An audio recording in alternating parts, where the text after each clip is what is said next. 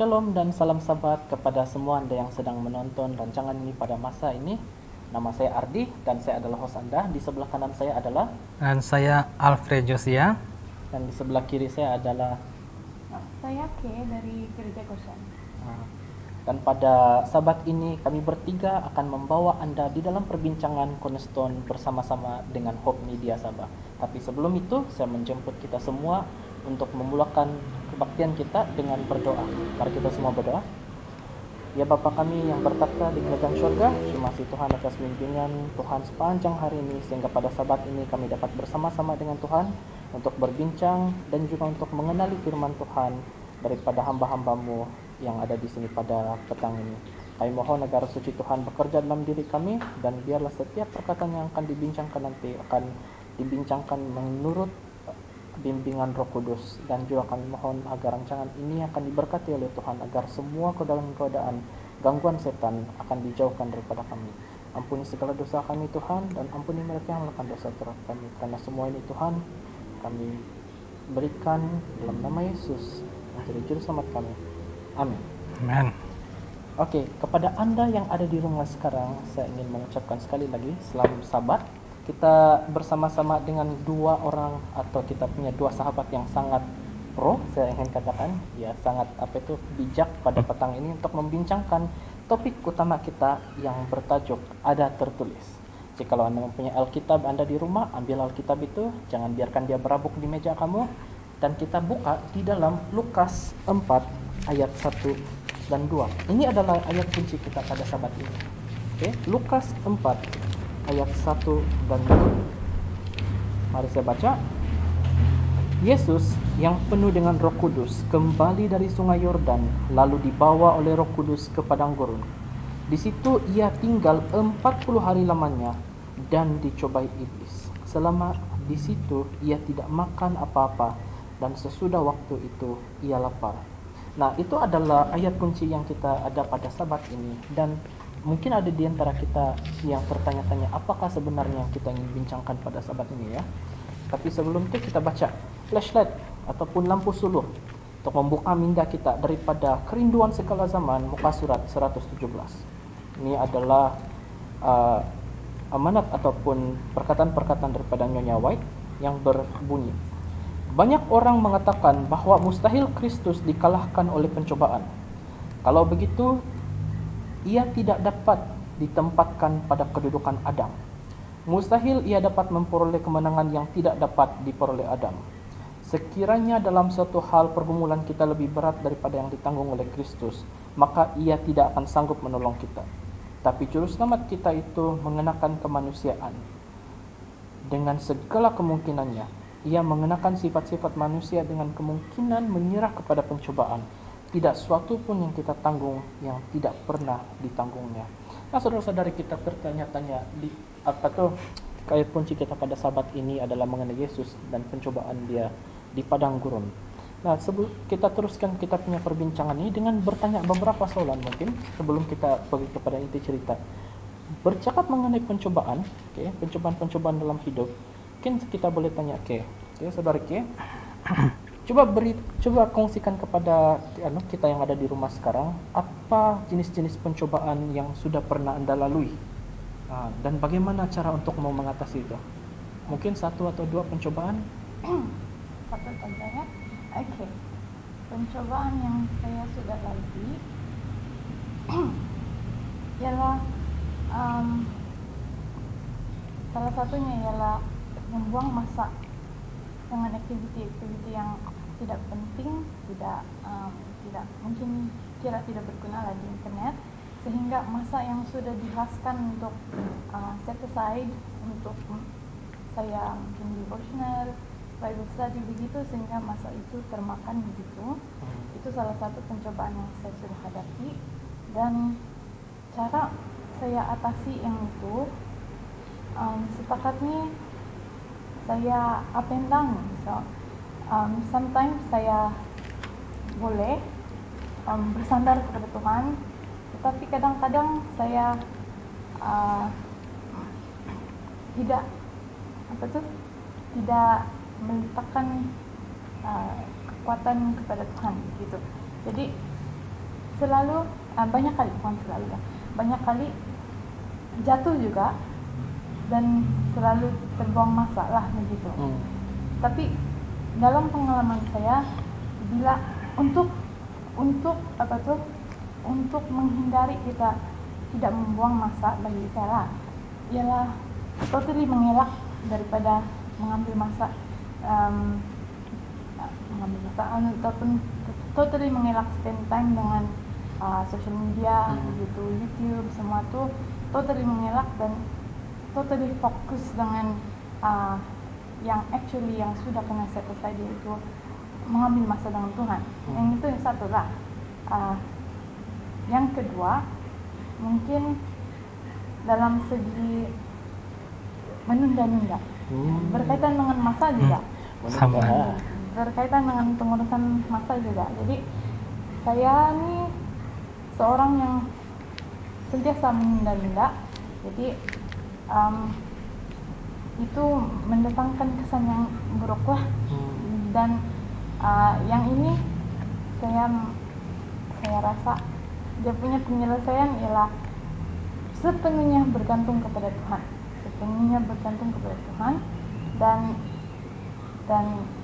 dan fokus saja. Itu saja saya punya sharing lah tentang itu. Yang dari saya lah. Tapi mungkin dari secara umum mungkin ada perkara lain lagi yang boleh kita boleh bincangkan lah. Yang remaja dan belia sekarang hadapi pencobaan yang dihadapi oleh remaja dan belia sekarang ini mungkin berbeza-beza lah, tidak semestinya sama dengan saya lah. Saya rasa ada juga antara mereka yang di luar sana kan yang rasa macam pencobaan dia tuh tidaklah susah itu, pencobaan saya lagi susah. Jangan risau, kita semua adalah manusia, kita cenderung terjatuh dalam pencobaan. Betul. Kalau kita jalan di mana-mana saja, kalau kita tidak bergantung kepada firman Tuhan, kita tidak melihat, memfokuskan diri kita kepada Tuhan, senang saja kita jatuh dalam pencobaan. Nah, coba kita lihat, kita punya inti cerita pada sahabat ini, saudara-saudari, kita ada di dalam Lukas 4, sekali lagi Lukas 4 ayat 1 sehingga 19. Saudara kita Alfred boleh memberikan kita sinopsis atau pandangan lancar mengenai keseluruhan ini. Terima kasih. Baik, jadi pada sahabat ini inti pelajaran cornerstone yang akan kita pelajari adalah kita boleh lihat dalam Lukas 4 ayat 1 sehingga 19, dan boleh juga kita tengok atau lihat di dalam buku Matius 4 ayat 1 sehingga ayat yang ke-11. Jadi di sini apa yang akan kita pelajari adalah mengenai Yesus yang pergi ke padang gurun dan tinggal di sana selama 40 hari 40 malam. Dan ketika Yesus berada di padang gurun, apa yang dia alami adalah di sana dia mengalami 3 pencobaan yang begitu hebat. Kalau kita yang hadapi itu tidak tahu bagaimana. Ya, kita jatuh kali. Itu kita tidak tahu apa yang akan terjadi. Jadi di sana apa yang telah terjadi kepada Yesus, dia menang dari setiap pencobaan yang dia hadapi itu. Jadi bagaimana Yesus dia mengalahkan dengan begitu hebat pencobaan datang itu, dengan dia mengutip firman Allah, sehingga apapun cobaan yang dia hadapi di padang gurun itu dapat diatasi dengan begitu baik sekali. Jadi setelah peristiwa itu Yesus kembali ke Galilea dan dia mengajar di rumah-rumah ibadat. Dan Yesus juga dia datang ke Nazaret dan di sana dia hendak membacakan tulisan kitab, dan pada waktu itu dia membaca dari tulisan kitab Nabi Yesaya. Jadi apa yang dapat kita lihat juga, kita nampak juga dalam pelajaran cornerstone pada sahabat ini. Setelah saja peristiwa Yesus dicobai di padang gurun, Yesus pada saat dia ke Galilea dan ke Nazaret, dia tidak begitu jemu-jemu untuk membawakan firman Tuhan, itu kitab, membacakan di mana saja. Jadi Yesus tidak pernah melupakan firman Allah, di mana firman Allah itu atau kitab begitu melekat dengan dirinya. Jadi itulah inti pelajaran yang dapat kita lihat secara singkat pada sahabat ini. Jadi apa yang saudara Alfred coba mau bagi tahu ini adalah selepas dia sudah dicoba yang 40 hari 40 malam itu, selepas 40 hari 40 malam dan dia dicobai, adakah selepas itu kamu coba katakan yang dia keluar, dia akan terus melayani, tidak tunggu-tunggu lagi, Iya. terus kongsi aja firman Tuhan. Betul. Jadi Yesus kita dapat lihat di sana dia begitu aktif sekali melayani, membawa firman Allah yaitu kitab suci. Jadi dimanapun dia berada tidak pernah dilalaikan dari setiap firman Allah yaitu kitab suci. Fokus dia tidak pernah lari tuh. Iya. Sudah dicobai masih kepada Tuhan. Iya, itu dia. Amin. Puji Tuhan karena apa yang telah kita baca tadi kan bagi saya memberi saya satu impact yang sangat besar. Coba kita lihat, tahukah Anda? Oke. Belajar, talenta, kepetahan, berbicara, dan setiap bakat semula jadi, saudara-saudara, ataupun yang diperolehi akan masuk di dalam diri, akan tetapi tanpa kehadiran Roh tidak akan ada hati yang disentuh, tidak akan ada orang berdosa yang akan dibenangkan untuk Kristus. Dalam arti kata lain, jika mereka berhubung dengan Kristus, jika pemberian Roh itu milik mereka, muridnya yang paling miskin dan paling tidak dipedulikan akan memiliki kekuatan untuk berbicara melalui hati. Tuhan menjadikan mereka ini saluran untuk mengalirkan pengaruh yang tertinggi kepada dunia ini. Amin. Amin. Ini adalah daripada Ellen G. White, Testimonies for the Church, volume 8, muka surat 21 dan 22. Nah, coba kita lihat, kita kasih kupas lagi nih cerita selepas juga inti cerita tadi kita tengok secara lebih mendalam mengenai cerita ini. Okay? Saudara Fred, Iya. coba saya tanya Anda soalan, mengapa Yesus dicobai iblis pada masa-masa penting hidupnya di bumi ini?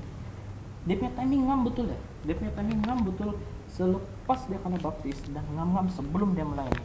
Kenapa setan memilih untuk mencobai dia pada masa ini? Ya, karena kalau kita lihat juga timing yang sangat tepat pada waktu itu juga, karena pada waktu itu juga Satan mencoba Yesus itu ketika Yesus berada di padang gurun dan keadaannya sedang berpuasa. Jadi boleh dikatakan di sana juga keadaan tubuh Yesus juga begitu sangat lemah. Dan saya juga pernah selalu juga berpuasa. Ketika saya berpuasa, apa yang saya rasakan seperti kadang-kadang saya malas bergerak dan kadang-kadang cara berpikir juga tidak begitu seperti yang biasanya. Jadi Tidak normal. tidak begitu, ya. Tidak waras mungkin. Tidak juga waras. Tapi maksudnya tidak begitu lancar sekali. Tidak fokus. Jadi ada tidak ya fokus begitu juga boleh terganggu. Dan kalau dari segi fisikal mungkin itu yang coba Satan serang di sana. Dan juga di sana juga Satan melihat suatu kesempatan yang baik di mana pada waktu itu Yesus sedang berpuasa mengenai pekerjaannya. Okay. Kalau bagi kamu kan kalau masa-masa sekarang adakah setan masih melakukan benda yang sama nih? Baik, kalau masa-masa sekarang boleh jadi juga ini terjadi kepada mungkin sesiapa saja. Mungkin contoh pada waktu dia dibaptis, tiba-tiba dia merasakan ada banyak masalah yang datang dalam kehidupan dia. Jadi dia katakan, oh setelah saya ikut Tuhan, kenapa masalah hidup saya semakin banyak, bertambah-tambah. Dan kenapa setelah saya ikut Yesus, setelah saya dibaptis, sepertinya hidup saya semakin susah. Ya, mungkin seperti itulah keadaannya. Mungkin pernah juga dialami oleh sesiapa saja mungkin yang ada di luar sana. Nah, bagaimanakah saya melihat kepada memandang kepada pertanyaan tadi yang saya katakan. Nah, mungkin seseorang yang mengalami satu cobaan yang berat itu pada waktu dia menerima Yesus sebagai juru selamat, karena di sana setan nampak suatu kesempatan yang sangat baik kepada orang itu, di mana mungkin sebelum itu orang ini dia belum begitu mendalami firman Tuhan dan imannya juga baru mau bertumbuh. Maksudnya masih lemah. Jadi di sana bila-bila saja dia punya pikiran atau imannya boleh saja tiba-tiba menjadi sangat down dan berubah 100%. Nah, di sana mungkin setan coba untuk memesongkan pikiran itu dengan kelemahan-kelemahan di mana ini baru bertumbuh. Mungkin saya akan coba dia 3 kali ganda, dikatakan begitu, karena imannya juga belum begitu kuat dan mudah goyah. Nah, apa yang perlu diperhatikan di sini, ketika seseorang itu mungkin sudah dibaptis, ya seperlunya harus terus dibimbing. Dibimbing. Tidak terus setelah baptis langsung dibiarkan, tidak lagi dilawat, tidak lagi diberikan pelajaran Alkitab. Nah, jadi satu juga yang harus kita beritahu dia atau kongsikan kepada dia, di mana kita mengikut Tuhan ini bukan berarti kita tidak lagi akan mengalami masalah ketika hidup di dunia ini. Karena selagi kita hidup di dunia, kita masih lagi akan berhadapan dengan masalah. Seperti satu lagu katakan itu, apa dia katakan? Lagu itu, Tuhan tidak pernah janji langit selalu biru dan jalan selalu rata. Tetapi apa yang Tuhan janjikan, Tuhan selalu menyertai apapun juga yang dihadapi. Jadi, mengapa ujian ataupun pencobaan ini Tuhan izinkan?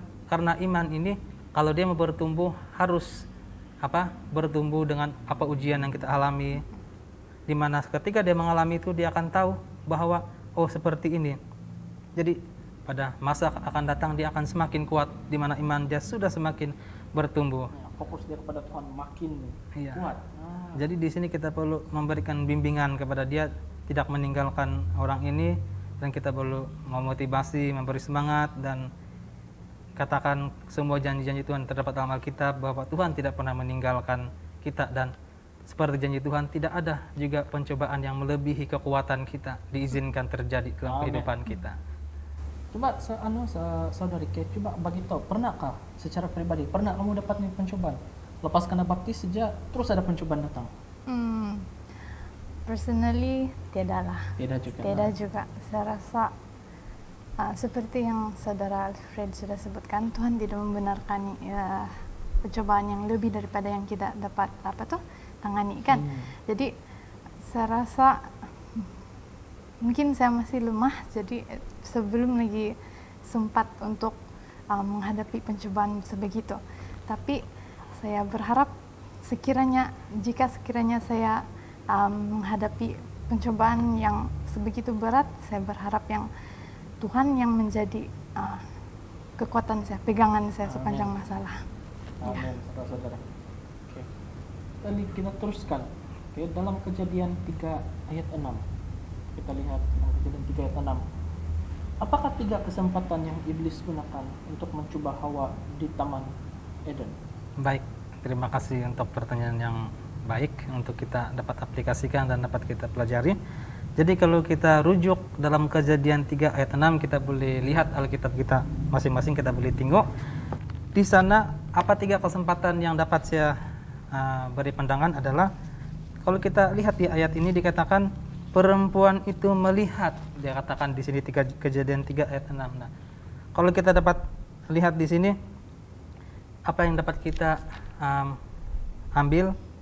Yang pertama itu perempuan itu melihat, dikatakan. Jadi di sini setan mengambil kesempatan melalui penglihatan Hawa, melalui pengamatan Hawa.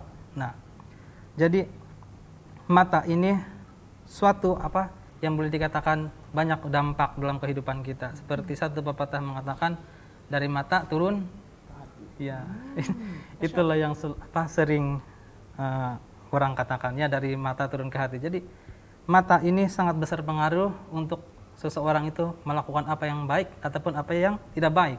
Jadi di sana setan gunakan kesempatan ini, di mana ayat ini katakan perempuan itu melihat. Nah, kita lanjut lagi kesempatan yang kedua, melihat apa? Dia melihat, di sini dikatakan bahwa buah pohon itu baik untuk dimakan dan sedap kelihatannya, dia bilang di sini. Jadi Hawa nampak itu buah pohon baik dan sedap. Lezat, lezat dikatakan di sana. Jadi di sini apa yang kesempatan setan ambil adalah mengambil kesempatan melalui keinginan daging ataupun selera, nafsu makan, seperti itu. Jadi di sana setan sudah mengambil kesempatan untuk mencobai dalam selera atau keinginan dari Hawa, dan apa yang kita ketahui, Hawa telah terjatuh, ya. Nah, kita lihat pula kesempatan yang ketiga dalam pandangan saya. Jadi yang ketiga itu kita baca lagi. Dikatakan, lalu ia mengambil dari buahnya dan dimakan dan diberikannya juga kepada suami yang bersama-sama dengan dia.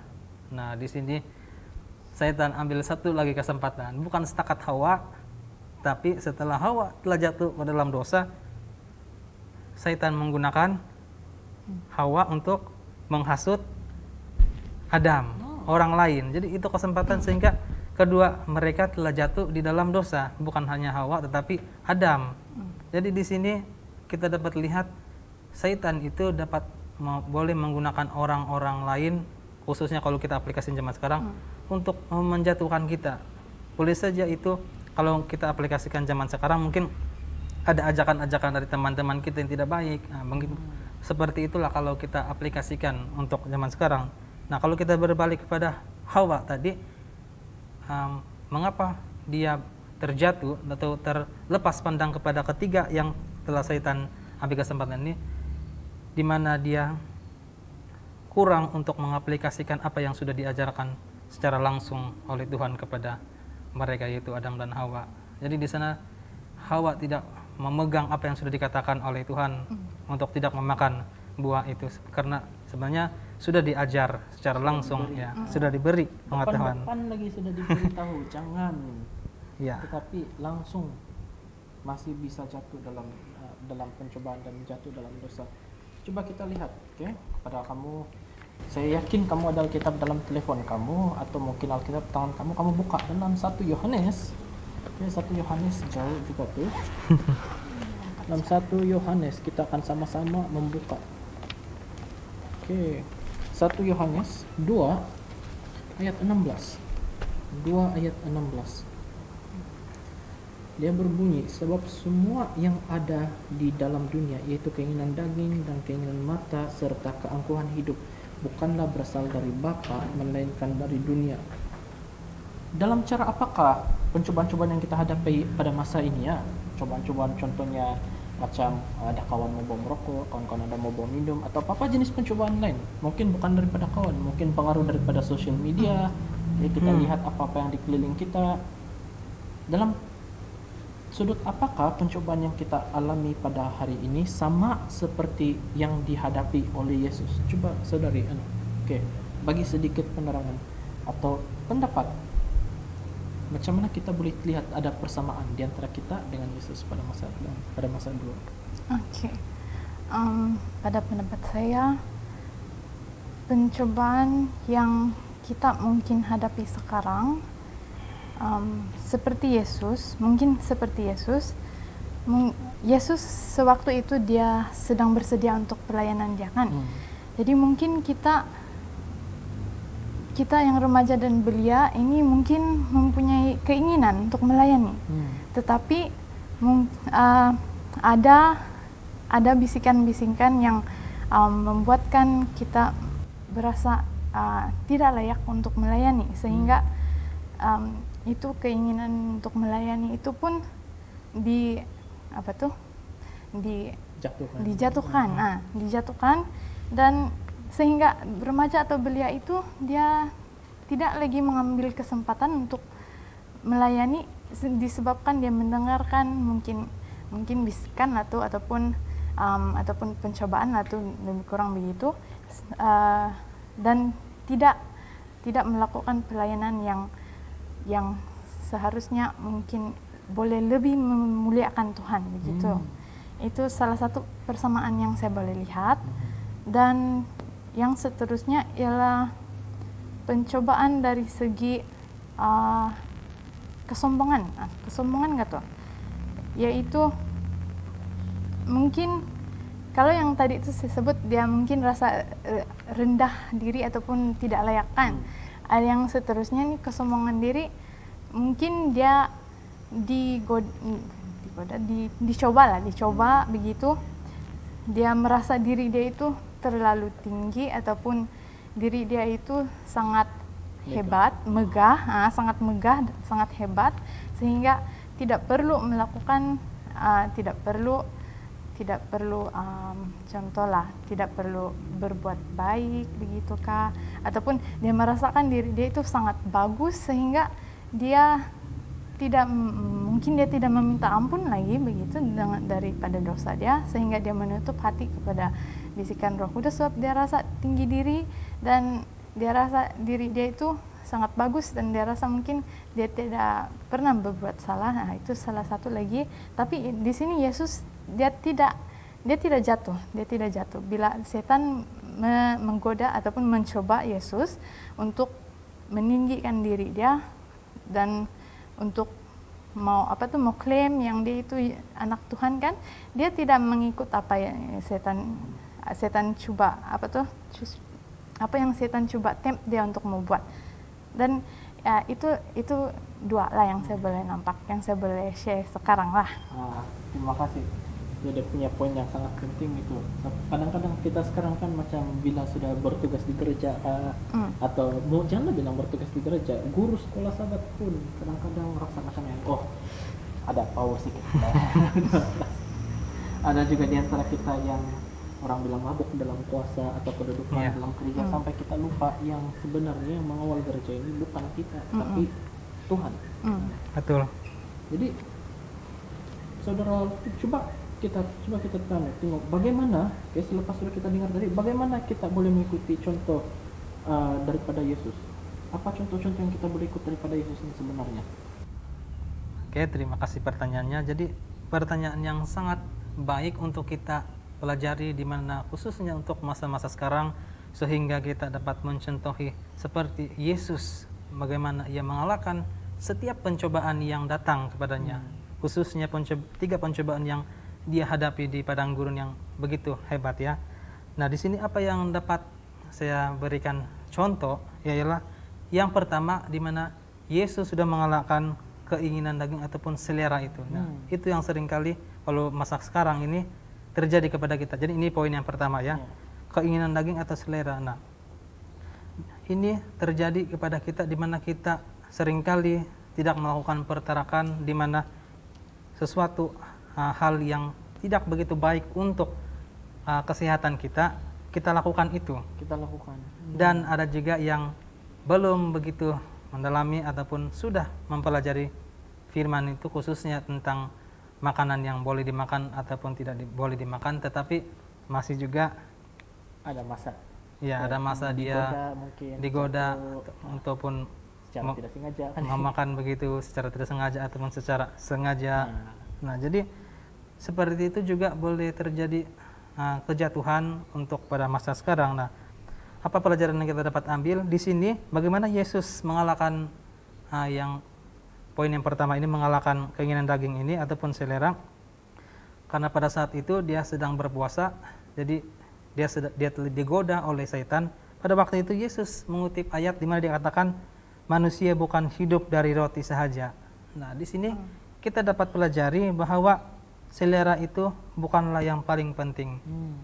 Karena ada juga orang yang mendahulukan selera dia. Betul. Nah, di sini yang paling penting adalah firman Allah yang hidup, yang benar-benar ada dalam kehidupan kita. Amin. Oleh karena bila firman Allah yang hidup itu yang benar-benar kita aplikasikan di dalam kehidupan kita, maka apapun selera itu juga yang boleh memudaratkan kesehatan kita akan memiliki kuasa dari Tuhan untuk melawan dan melepaskannya. Nah, poin yang kedua, pencobaan yang Yesus sudah kalahkan, yaitu pada saat Satan menyuruh untuk menjatuhkan dirinya dari atas, ya. Nah, di sini kalau kita aplikasikan pada masa sekarang, poin yang kedua ini boleh saya ringkaskan dengan yang terjadi kepada masalah kepada masa sekarang itu keangkuhan. Nah, di sini kita dapat lihat tadi Satan menyuruh Yesus menjatuhkan diri, dan Satan katakan Allah akan memerintahkan malaikatnya untuk menyambut engkau, dia bilang di sini. Nah, kalau kita perhatikan betul-betul tidak ada kepentingannya untuk Yesus lakukan itu untuk secara rohani. Ya, buat apa? Ya, kalau itu dilakukan itu hanya untuk kepujian, di mana memang hebat ya, luar biasa, dan malah mau mencobai Allah. Jadi itu tidak ada kepentingan sekali untuk kerohanian, karena itu Satan menyuruh seperti itu, tidak ada yang fungsi untuk membangun rohani. Nah, apa yang dapat kita pelajari khususnya untuk masa sekarang dapat kita ambil? Kalau masa sekarang banyak di antara kita yang katakan saya mau ikut Yesus kalau Tuhan bagi saya ini. Kalau Tuhan bagi. Betul. Saya mau ikut Yesus, mau terima Yesus kalau dia menjawab doa saya, memberikan saya ini dan itu yang dia inginkan. Nah, satu hal itu juga boleh terjadi kepada seseorang. Jadi bila kita mau menerima Yesus juru selamat pribadi kita, marilah kita menerima itu dengan atas dasar kasih yang mendalam dari atas hati kita. Dan ada juga pelajaran yang boleh kita ambil juga, pelajaran berikutnya. Kadangkala kita melakukan pelayanan itu tidak ada kepentingan khususnya untuk orang yang karena kita fokus kepada diri kita dalam pelayanan kita. Jadi ketika kita melakukan pelayanan, kita fokuslah kepada kepujian dan kemuliaan bagi nama Tuhan, bukan kepujian bagi diri kita sendiri saja. Tidak untuk mermegah kepada diri kita. Jadi bukan di sana puji orang ya, itulah bahasa ya. Jadi itu juga perlu kita elakkan dalam kehidupan sehari-hari kita. Nah, untuk poin yang ketiga, di mana pencobaan yang Yesus alami dan kita mau aplikasikan zaman sekarang, itu adalah kekuasaan dan jabatan. Nah, Satan katakan kepada Yesus dalam Lukas 4 ayat 6-7 dikatakan begini, segala kuasa itu serta kebolehannya akan kuberikan kepadamu, jika engkau menyembah aku, seluruhnya itu akan menjadi milikmu. Nah, ini Satan bagi tawaran yang sangat hebat kepada Yesus. Ya, siapa yang, kalau zaman sekarang siapa yang tidak mau kemegahan ya? Banyak orang yang mengejar itu, mengejar kuasa, mengejar apa yang ada di dunia ini yang sangat mewah ya. Siapa tidak mau kaya orang baik? Iya, itulah dia. Jadi di sana apa yang Satan katakan, semua ini kamu akan miliki. Tapi asal satu, yaitu kamu menyembah aku. Bilang, inilah yang Satan katakan. Nah, untuk kita aplikasikan zaman sekarang, untuk poin yang ketiga ini, nah, pada masa sekarang ini banyak di antara kita yang mau mengejar jabatan, mau mengejar kemegahan dan sebagainya. Kalau bagi saya, kalau seseorang bercita-cita untuk mendapat suatu jabatan, kalau secara baik itu mungkin tidak salah ya. Tetapi ada juga orang yang mau mengejar jabatan, cita-cita itu karena ambisinya ataupun tujuannya untuk kesombongan. Untuk kesombongan, untuk bukan, kalau di dalam khususnya dalam pelayanan, bukan kehendak Tuhan, dia memaksa kehendaknya sendiri. Nah, kalau di dalam pekerjaan luar juga boleh terjadi juga, di mana seringkali ketika dia mau jabatan itu sampai dia melakukan yang tidak baik seperti kawan makan kawan, sanggup tikam belakang orang lain semata-mata kepentingan diri sendiri. Sanggup dia menipu, sanggup dia berbuat apa saja yang tidak berkenan di mata Tuhan untuk mendapat kekuasaan itu. Nah, secara tidak langsung bila seseorang itu melakukan itu, dia lebih fokus kepada cara Satan, dan di sana dia bukanlah mengutamakan Tuhan atau bukanlah menyembah Tuhan, tetapi dia sudah berpihak kepada Satan. Jadi di sana apa yang dapat kita pelajari dalam setiap apa yang kita lakukan, biarlah kita meminta bahwa itu adalah selalu kehendak Tuhan dalam kehidupan kita dengan penuh kerendahan hati, dan kita utamakan Tuhan dalam kehidupan kita. Jangan kita membelakangi Tuhan sehingga kita melakukan yang tidak baik, yang tidak berkenan hanya untuk mengejar sesuatu yang fana, khususnya yang ada di dalam dunia ini. Mungkin itu poin dia. Yang pertama, saya ulang lagi, keinginan daging ataupun selera. Dan yang kedua, keangkuhan. Yang ketiga, kekuasaan dan jabatan. Itulah yang perlu kita elakkan dalam kehidupan kita. Baik, sangat jelas sekali sudah dikasih tadi, tidak perlu saya ulaskan. Sangat jelas ya. Saya suka bila kamu yang bila saudara memberi poin. Yang seterusnya, coba kita lihat dia secara lebih mendalam ya, kita korek dia lebih dalam. Saudari Ke, coba apakah sumber kekuatan Yesus apabila dia dicobai? Oke, bagi pendapat kamu, apa sumber kekuatan dia? Oke. Sumber kekuatan Yesus yang saya lihat lah, bukan yang saya lihat, yang memang di sana lah, ialah daripada Tuhan Bapa di surga. Tuhan Bapa di surga, itulah sumber kekuatan dia. Yaitu dia sudah lama mempunyai hubungan ataupun relationship dengan God the Father. Dia sudah dari kecil dipupuk, dan sehingga ada trust di antara Tuhan Bapa dan juga Tuhan Anak, yaitu Yesus, dan sehingga itu yang membuatkan Yesus untuk boleh melawan itu pencobaan yang dihadapinya, dan juga Yesus meletakkan percayanya sepenuhnya ke atas firman Tuhan lah, atas firman Tuhan. Itulah dia punya sumber kekuatan untuk melawan setan dalam pencobaan yang dihadapinya. Dan Yesus juga macam mana cakap kita punya war ataupun peperangan ini bukan yang fizikal, sudah dari awal lagi, dari syurga lagi, sehingga kejatuhan manusia yang pertama Adam dan Hawa, peperangan ataupun great kontroversi itu berlaku, dan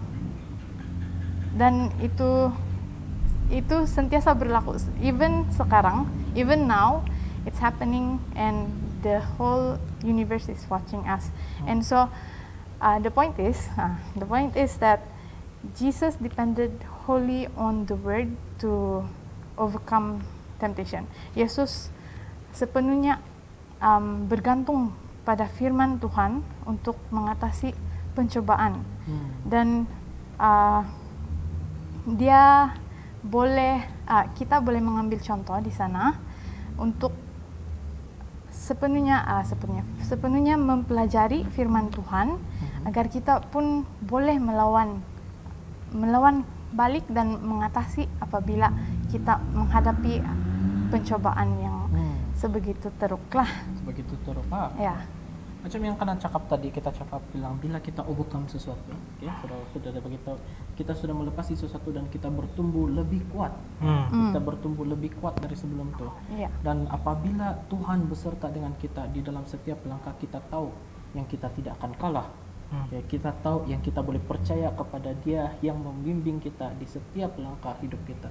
Apabila pencobaan datang, kita tidak berpaut kepada apa-apa kecuali kepada Dia. Seperti yang Yesus sudah buat tadi, apabila dia dicobai, dia tidak bergantung kepada diri dia, dia tidak bergantung pada diri dia atau kepada siapa dia bergantung kepada Tuhan yang ada di atas. Setiap langkah perjalanan hidup dia sentiasa membawa fokus kepada Tuhan. Nah, Saudara Alfred, bagaimanakah kita boleh gunakan Alkitab kita? Bagaimana kita boleh guna Alkitab kita sebagai sumber kekuatan apabila Anda dicobai? Baik. Ini Alkitab nih, macam mana kita boleh guna time kita dicobai? Bagaimana kita menggunakan Alkitab khususnya pada saat kita dicobai? Ya sudah tentu kita menghidupkannya, sudah tentu kita mengaplikasikannya Tidak ada gunanya kalau kita baca tetapi kita tidak menghidup dan mengaplikasikannya. Sia-sia kita membaca kalau itu hanyalah sekadar untuk pengetahuan tapi tidak digunakan. Sekadar teori sekadar teori tapi tidak dipraktekkan. Nah, saya ingin memberikan satu ayat Alkitab yang terdapat dalam Alkitab khususnya untuk kita melawan pencobaan pencobaan pada masa-masa sekarang. Baik, kita lihat di dalam Yakobus 4 ayat 7 dikatakan, karena itu tunduklah kepada Allah dan lawanlah iblis, maka ia akan lari daripadamu. Dengan pertanyaan tadi dikatakan bagaimana kita menggunakan firman Allah untuk khususnya melawan pencobaan yang datang terus kan? Pencobaan yang datang, yaitu di sini kita harus tunduk kepada Allah. Berarti kita selalu bergantung kepadanya khususnya. Dan di sini dikatakan segaris bawahi dengan kuasa Roh Kudus.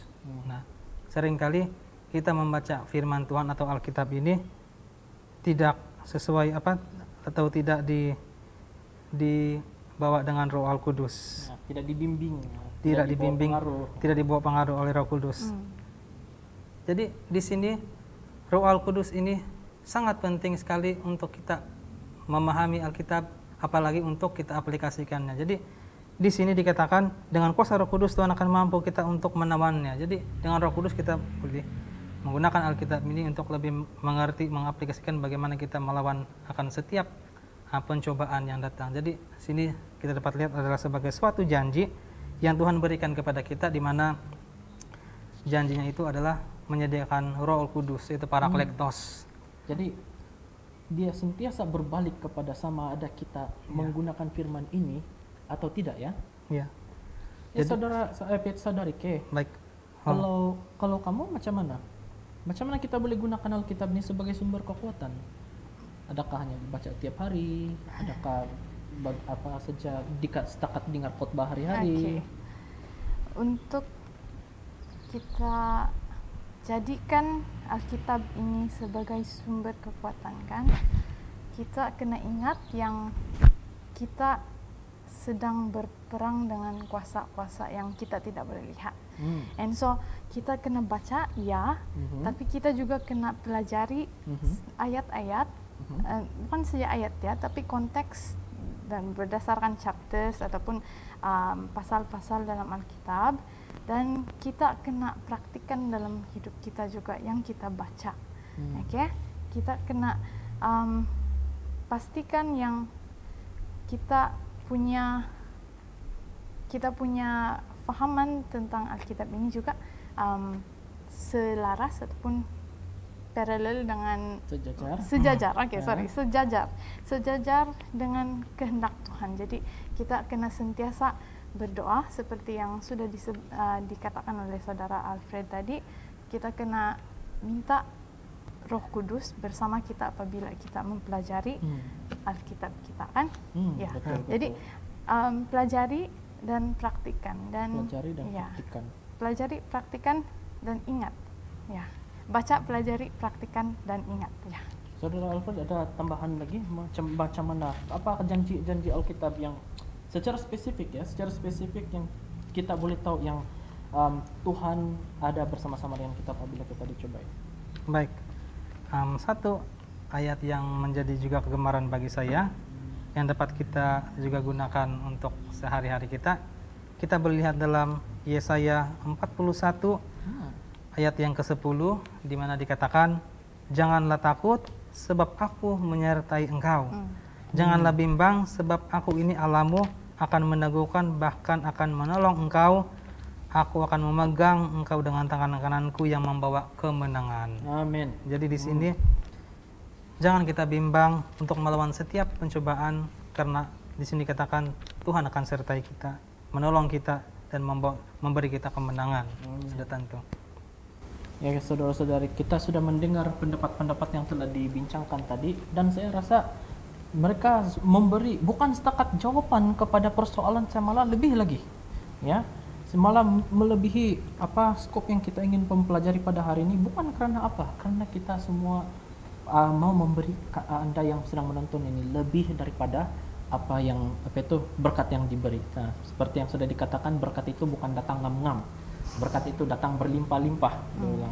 Jadi itulah kenapa saya sangat gembira dapat bersama-sama dengan kalian pada petang ini untuk share, kongsikan, bincangkan mengenai firman Tuhan yang kita tajuk kita pada hari ini, yaitu ada tertulis. Saudara Alfred, mungkin boleh bagi kami sedikit kesimpulan atau sedikit rangkuman mengenai pelajaran kita pada sabat ini. Baik, untuk secara singkatnya apa yang saya dapat pelajari untuk sabat ini sudah tentu banyak, tetapi mungkin hanya disimpulkan hanya sedikit. Jadi yang sangat penting dalam kehidupan kita pada masa-masa kini adalah firman Allah yang hidup, yaitu Alkitab ini. Janganlah kita lalai untuk selalu membawanya dalam kehidupan sehari-hari kita. Dapat kita lihat seperti Yesus saat dia sudah peristiwa baru saja dicobai, ketika dia ke Galilea dan ke Nazaret, dia tidak melupakan firman Allah. Dia tidak putus-putus ya. Dia begitu merindukan untuk selalu membawanya. Jadi biarlah kita membawa firman Tuhan di seluruh kehidupan kita dalam sehari-hari kita. Marilah kita berikan satu waktu khusus untuk Tuhan. Kita membaca firman-Nya, kita meminta bantuan Roh Kudus untuk memahaminya. Jadi satu ayat yang mau saya berikan dalam Mazmur 119 ayat 105 dikatakan, firman itu pelita bagi kakiku dan terang bagi jalanku. Jadi kalau sehari saja kita lalai untuk mempelajari firman Tuhan, atau sehari saja kita melalaikan untuk merenungkan firman Tuhan, boleh saja pada hari itu kita boleh jatuh dalam pencobaan.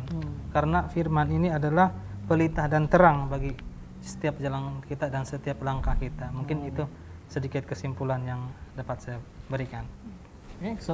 Saudari, kita lihat apa mungkin sedikit kesimpulan yang kita boleh kongsikan kepada Anda yang sedang menonton di hadapan sana. Oke, saya sokong sepenuhnya semua yang Saudara Alfred sudah sebut tadi, yaitu menyimpan firman Tuhan ataupun menjadikan firman Tuhan itu sebagai lampu ataupun kita punya pembimbing kita pada jalan, ya. Dan saya mau tambah satu ayat, yaitu Thine word have I hid in my heart that I might not sin against thee. Saya lupa sudah di mana, tapi dalam Mazmur 119 juga ada satu.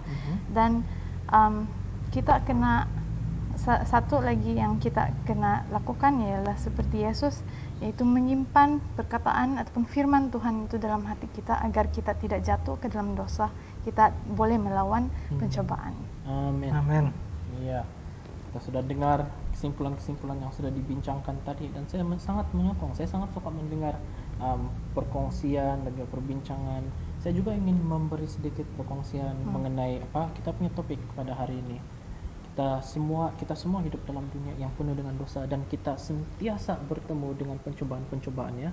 Dan Anda yang ada di rumah sekarang, saya yakin ada di antara kamu yang mungkin merasakan pencobaan kami tidaklah seserius Anda.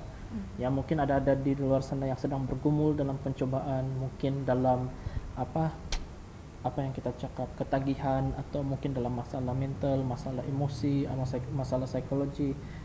Jangan pernah lupa, Tuhan sudah dikatakan tadi, Tuhan sentiasa ada bersama-sama dengan kita apabila kita pertama-tama sekali bergantung sepenuhnya kepada perkataan-perkataan Tuhan, ya. Seperti yang ada dalam Matius 6 ayat 33.